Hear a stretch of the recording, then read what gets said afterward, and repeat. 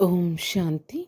இன்று அறிவோமா ஆன்மீக பகுதியில் நாம் உணர்வுபூர்வமாக இருக்க வேண்டுமா இல்லை வேண்டாமா என்ற தலைப்பில் பாகம் 2 பற்றி பார்க்கலாம்.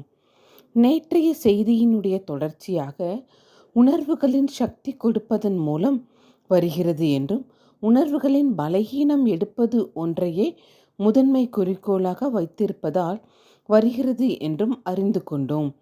வாழ்க்கையின் காட்சிகள், சூழ்நிலைகள், மக்களின் மனம், வார்த்தைகள் மற்றும் அவர்களின் செயல்களில் இருந்து நாம் நிறைய எடுத்துக்கொள்ளும்போது சில சமயங்களில் அது ஒரு ஊக்கமளிக்கும் அனுபவமாக உணர்கிறோம்.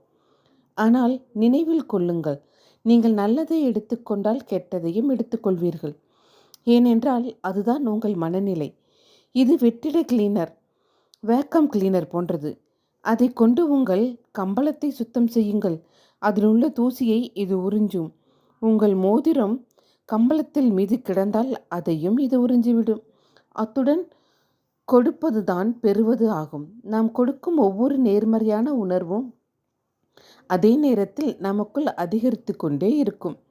அது நமக்குள் இருந்து எல்லோருக்கும், நம்மை சுற்றியுள்ள எல்லாவற்றுக்கும் பாய்கிறது.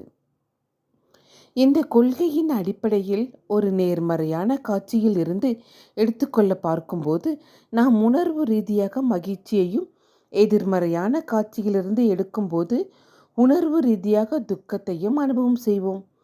நமது உணர்வின் உலகம் வெளிப்புற சூழ்நிலைகள் அல்லது தூண்டுதல்களை எவ்வளவு அதிகமாக சார்ந்திருக்கிறதோ அவ்வளவு அதிகமாக நமது பதில்கள் அவற்றின் தாக்கத்தின் கீழ் இருக்கும்.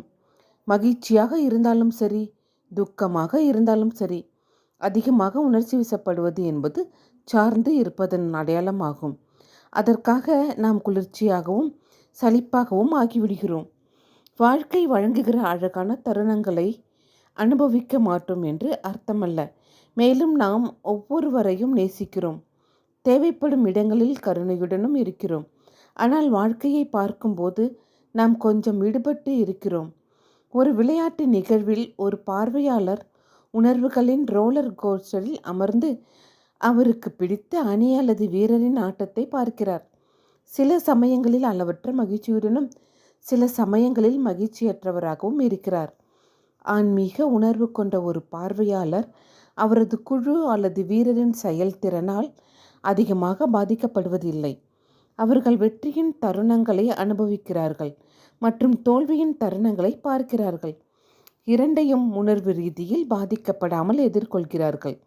இது சலிப்பாக இல்லை, ஆனால் அதிகமாக ஊக்கமளிப்பதாக இருக்கிறது.